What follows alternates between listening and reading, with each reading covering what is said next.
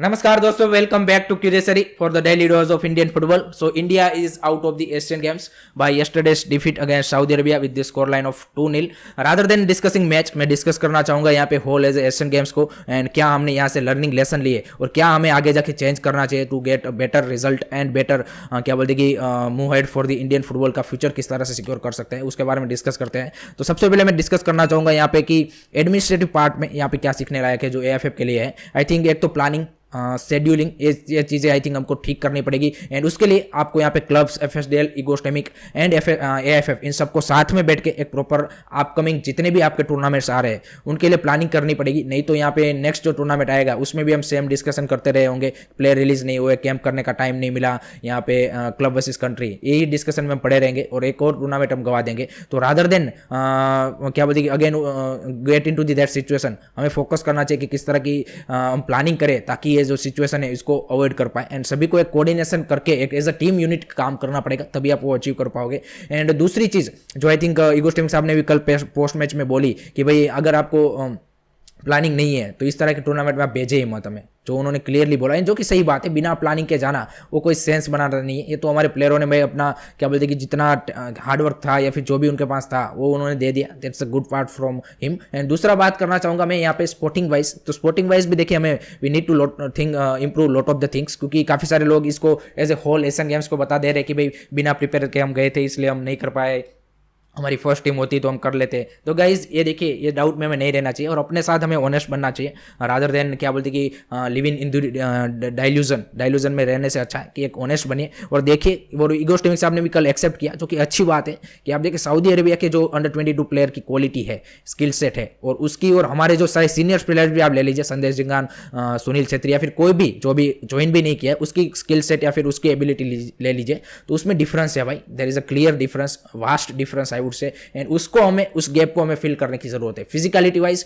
You are almost there या फिर आप उससे भी आगे बढ़ चुके हो, वो मैं मानूंगा, लेकिन आप technicality wise we are far far behind. And उसके लिए हमें यहाँ पे हमारा जो ग्रास रूट है, यूथ लेवल है एंड डोमेस्टिक लीग स्ट्रक्चर है, उसके ऊपर काम करना पड़ेगा. तभी जाके हम यहाँ पे बेटर प्लेयर प्रोड्यूस कर पाएंगे टेक्निकलिटी वाइज, एंड तभी जाके आप बोल पाओगे कि आगे जाके आप यहाँ पे क्या बोलते कि इस तरह की टीमों के सामने टक्कर क्या बोलते ले पाओगे. अदरवाइज हम यहाँ पे क्या बोलते कि 4 साल बाद भी सेम बात कर रहे होंगे अगर कोई बड़ी टीम मिल रही होगी कि हम डिफेंसिव अप्रोच से जाएंगे, ये करते रहेंगे एंड प्रिपरेशन का टाइम नहीं मिला, ये नहीं मिला, वो नहीं मिला, तो सारी चीजें फिर घूम फिर के वही आ जाती है. तो रादर देन डिस्कसिंग क्या बोलते कि वो हमें ये फोकस करना चाहिए कि हम आगे जाके इस तरह की चीजें किस तरह से ठीक कर पाए और अपने grass root and youth level पे किस तरह से इन्वेस्ट कर पाए, क्योंकि अभी तक हमारी यूथ लीग भी अनाउंसमेंट नहीं हुए. तो आई थिंक उसके ऊपर ज्यादा फोकस होना चाहिए कि किस तरह से आपका एक प्रॉपर यूथ लीग स्ट्रक्चर हो, किस तरह से ग्रास रूट में काम किया जाए, किस तरह से आपकी जो डोमेस्टिक लीग है, ना कि सिर्फ आईएसएल, आई लीग 2, आई लीग 3, उसको भी एक प्रॉपर प्रोफेशनल वे में, जिस तरह से आईएसएल होती है वैसे ही अगर आपकी second, third, fourth division and state league, most important state league भी अगर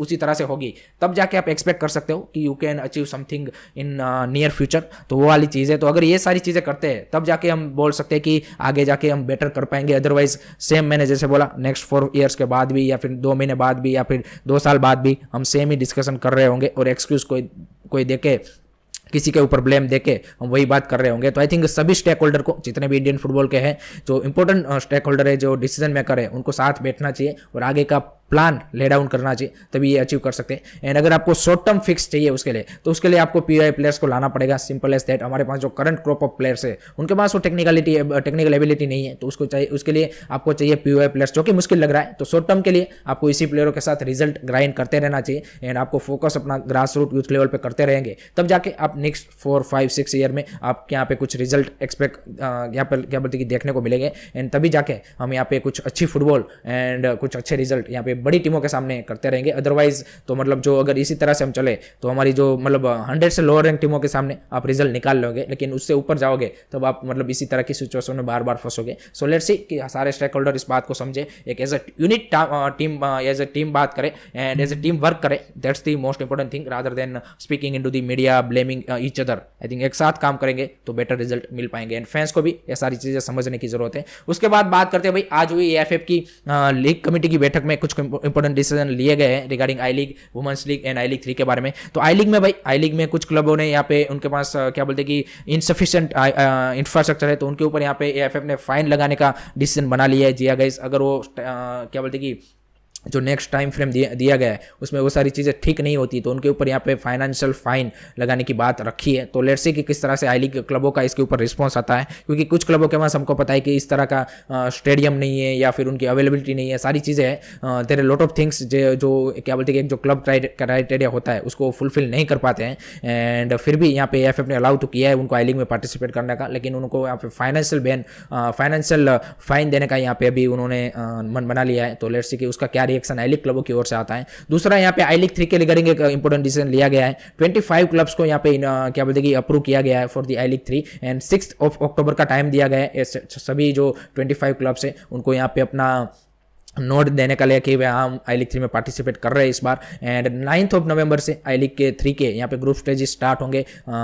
6 ग्रुप यहाँ पे बनाए गए हैं एंड उसके बाद यहाँ पे दिसंबर से यहाँ पे इन सब के ग्रुप विनर्स यानी कि 5 यहाँ पे जो टॉप टीमें होंगी उसके साथ यहाँ पे फाइनल राउंड स्टार्ट होगा। तो ये अभी शुरुआत है, लेकिन आई थिंक अगर बेटर वे में अगर आपको आगे बढ़ना है, जैसे हमने पहले डिस्कस किया कि आपको एक प्रॉपर लंबा एक लीग स्ट्रक्चर चाहिए आई लीग 3 का भी आई लीग 2 का भी, तभी आप कुछ अचीव कर पाओगे। 2-3 महीने के टूर्नामेंट से हम ये नहीं एक्सपेक्ट करेंगे कि आप मतलब कितने मैच आपको मिल रहे हैं आपके जो यूथ लेवल के प्लेयर्स हैं उनको।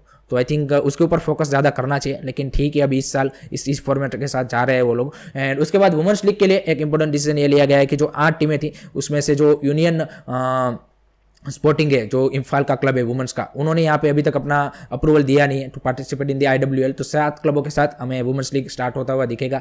8 दिसंबर से स्टार्ट होगा एंड मार्च तक चलेगा। तो अच्छी शुरुआत है, चलो कि लास्ट ईयर तो 1 महीने में ही आपने समाप्त कर दिया था, लेकिन इस बार 3-4 महीने का सोचा है। तो that's a good start with the women's league also, क्योंकि वुमेन्स में भी हमें काफ़ी ज़्यादा क्या बोलते हैं इन्वेस्टमेंट एंड प्रॉपर प्लानिंग की जरूरत है एंड कम्पिटेटिव फुटबॉल की उनको भी काफ़ी ज़्यादा रिक्वायर्ड है, जिस तरह से हमने देखा कि उन्होंने भी एशियन गेम्स में परफॉर्मेंस दिया है। तो ये 3 डिसीजन ये 3 लीग के रिगार्डिंग यहाँ पे जो AFF की लीग कमेटी है उन्होंने लिए हैं। Moving on to the next news is regarding guys, यहाँ पे आज होने वाले ISL के मैच के बारे में बात करते हैं। एंड इस north East United versus Chennai FC, दोनों ही टीम अपना जो लास्ट मैच है वो हार के आ रहे हैं, लेकिन नॉर्थ ईस्ट यूनाइटेड जिस तरह से मुंबई सिटी के सामने टक्कर देकर हारी है, आई थिंक वो थोड़ा सा ज्यादा और क्या कॉन्फिडेंस में या फिर पॉजिटिव वे में है। एंड उनके आई थिंक शुरुआत अच्छी की है, पेड्रो बेनाली साहब ने आई थिंक अच्छी फुटबॉल खिलाई थी, मुंबई सिटी के सामने अच्छी टक्कर दी थी। पार्थिव गोगोई ने जिस तरह से वो गोल मारा था, that's a promising start from them. And I think जो एक एरिया है जहाँ पे अभी भी मेरे को लगता है कि नॉर्थ ईस्ट स्ट्रगल कर रहे हैं वो उनके स्ट्राइकर पोजीशन। इप्सन मेलो भी उतने ज़्यादा फायरी नहीं दिखे एंड मनवीर सिंह भी लास्ट मैच में उतना कुछ खास नहीं दिखे थे। तो आई थिंक वहाँ पे उनको एक डिसीजन बनाना है। Other than that Nestor LBH looks good, Mohammed Ali looks good, backline में आई थिंक बैकलाइन भी उनकी काफ़ी सॉलिड दिखी थी। तो आई थिंक वहाँ पे कोई इतना ज़्यादा इश्यू नहीं है। I think the more issue is in striker position. उनके लिए एक फिनिशर की ज़रूरत है नॉर्थ ईस्ट यूनाइटेड को। अगर चेन्नई FC की बात करें तो उन्होंने भी भाई उनका भी जो ज़्यादा दिक्कत है वो यहाँ पे क्या बोलते हैं कि फ्रंट लाइन में ही है, कि फ्रंट लाइन में उनके पास उस तरह के प्लेयर क्लिक नहीं हो रहे। क्रिवेलारो ने और क्या बोलते हैं कि जो कॉनर शील्ड ने उस तरह से हम परफॉर्मेंस नहीं दिया था जो हम एक्सपेक्ट कर रहे थे। तो आई थिंक उनको यहाँ पे बेटर यहाँ पे क्या बोलते हैं कि चांस स्कोरिंग करने पड़ेंगे और गोल स्कोर करने पड़ेंगे, तभी चेन्नई FC यहाँ पे ओवन कोयल के अंडर यहाँ पे कुछ रिजल्ट एक्सपेक्ट कर सकते हैं। अगर नॉर्थ ईस्ट यूनाइटेड, मेरा जो प्रेडिक्शन रहेगा वो रहेगा इस मैच का 1-0 victory to the North East United. So let's see क्या होता है। And moving on to the last news is regarding guys भाई, यहाँ पे ईस्ट बंगाल ने फाइनली अपना जो जॉर्डन एलसी का रिप्लेसमेंट है वो यहाँ पे ढूंढ लिया है। And Hijazi Maher Jordan's 26 year old centre back को यहाँ पे साइन किया है, जो जॉर्डन की लीग में खेल चुका है एंड इराक की लीग में भी खेल चुका है। तो उनको यहाँ पे साइन किया गया है। जॉर्डन की नेशनल टीम के लिए भी रेगुलर खेलते हैं। सो इंटरेस्टिंग साइनिंग है। लेट्स सी किस तरह से वो यहाँ पे कॉप अप कर पाते हैं ISL के इस क्या बोलते हैं गेम से। एंड पेड्रो के आई थिंक पहले तो बैकअप के तौर पे ही रहेंगे वो, अगर उसके बाद अच्छा परफॉर्मेंस देते हैं then I think Carlos Cuadrat उसको रेगुलर बनाएंगे। So that's it from my side guys regarding Indian football and I hope कि आपको इन्फॉर्मेटिव लगा हो। Keep supporting Indian football, don't forget to like subscribe Jai Hind, जय भारत।